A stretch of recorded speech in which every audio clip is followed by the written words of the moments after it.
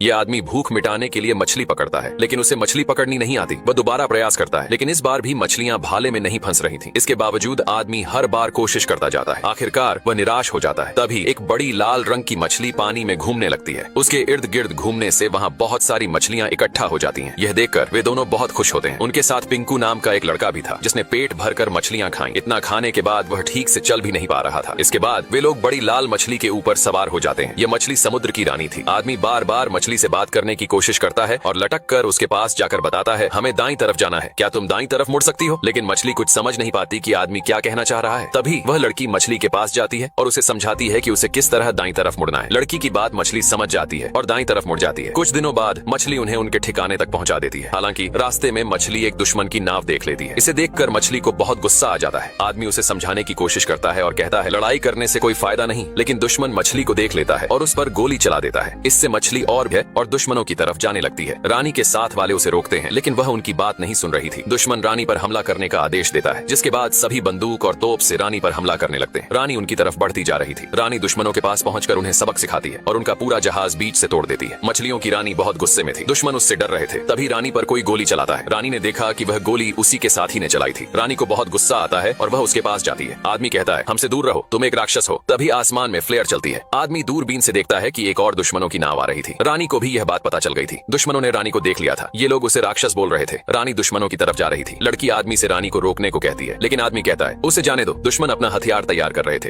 रानी उनके पास पहुंच चुकी थी। ये लोग एक सही समय का इंतजार कर रहे थे। तभी रानी पानी के नीचे से उनकी तरफ जाने लगती है। दुश्मन रानी की तरफ एक भाला छोड़ता है, जिससे भाला रानी को लग जाता है। रानी पानी में गिर जाती है। समुद्र की रानी मछलियों की रक्षा करती थी। वह किसी को मछलियां पकड़ने नहीं देती थी। लेकिन अब वह मरी हुई शिकारी रानी के पास जाता है और कहता है, हिलने की कोशिश भी मत करना। जितना हिलोगी जहर उतना फैलेगा। भलाई इसी में है कि शांत रहो। सभी लोग उस धंसे हुए भाले को निकाल देते हैं और रस्सी से रानी को बांधने लगते हैं। समुद्र की रानी इतनी बड़ी थी कि इंसान उसके सामने चींटी के समान था। शिकारी रानी को अपने साथ लेकर जा रहे थे। अगली सुबह वे अपने महल के पास पहुंच चुके थे, लेकिन रानी की दोस्त उसे बचाने के लिए उसके पास जा रही थी। वह रस्सी को काटने लगती है। रानी को महल के अंदर लाया जाता है, जिसे देखकर यहाँ के सभी लोग बहुत खुशी मनाते हैं, क्योंकि वे रानी को राक्षस समझते थे। महल की महारानी भी बहुत प्रसन्न होती है और कहती है, तुमने एक बहादुरी वाला काम किया है जो तारीफ के काबिल है। शिकारी कहता है, महारानी आप ही ने मुझे डरपोक और बुजदिल शिकारी कहा था, शायद आप भूल चुकी हैं। शिकारी को खुद पर घमंड था। वह समुद्र की रानी के पास जाकर कहता है, तुम्हारा यह राज्य और दौलत मेरे सामने सब फीका है। महारानी को यह सुनकर बहुत बुरा लगता है। इसी बीच लड़की अभी भी रस्सी को काट रही थी। शिकारी रानी को मारने जा रहा था। तभी लड़की के पास शिकारी की साथी आती है और कहती है, शायद हमने समुद्र की रानी को पकड़कर गलती कर दी है। फिर वह अपनी तलवार से रस्सी काट देती है। रानी को होश आ चुका था। सभी लोग वहाँ से भागने लगे, लेकिन रानी के शरीर में अभी भी थोड़ा जहर बाकी था, जिस वजह से वह खुद को संभाल नहीं पा रही थी। महल भी तबाह हो रहा था। यह देखकर महल की महारानी घबरा गई। तभी रानी को फिर से होश आया। महारानी बोली, शिकारी इसे जानबूझकर यहाँ लेकर आया है ताकि पूरा महल तबाह कर सके। राजा ने सिपाहियों को हमले का आदेश दिया और महल से तोपें निकाली गईं, लेकिन रानी अभी पूरी तरह होश में नहीं थी। सभी तोपें लेकर तैयार थे। उधर शिकारी वहाँ से छुपकर भागने की कोशिश कर रहा था। समुद्र की रानी ने शिकारी को देख लिया और उसे पकड़ने के लिए उसके पीछे गई। राजा और महारानी यह देखकर डर गए और वहाँ से भागने लगे। शिकारी ने प्रतिमा में लगे भाले को निकाल लिया, लेकिन रानी ने उसे पकड़ लिया। शिकारी नीचे गिर गया। उसने कई जीवों की जान ली थी और आज उसकी बारी थी। रानी उसे निगलने ही वाली थी कि तभी उसकी दोस्त उसे रोक देती है। रानी हालांकि गुस्से में थी, लेकिन वह उसकी दोस्त की बात सुनकर रुक गई। लड़की ने कहा, इस शिकारी को मारने से लड़ाई का अंत कभी नहीं होगा। शिकारी को एक नया जीवन मिल गया। उसने सबके सामने वादा किया कि वह अब कभी किसी का शिकार नहीं करेगा। उसने भाले को भी तोड़ दिया, लेकिन महारानी को भरोसा नहीं हो रहा था कि समुद्र की रानी ने उसकी बात कैसे मान ली। लड़की ने सभी लोगों से कहा, ये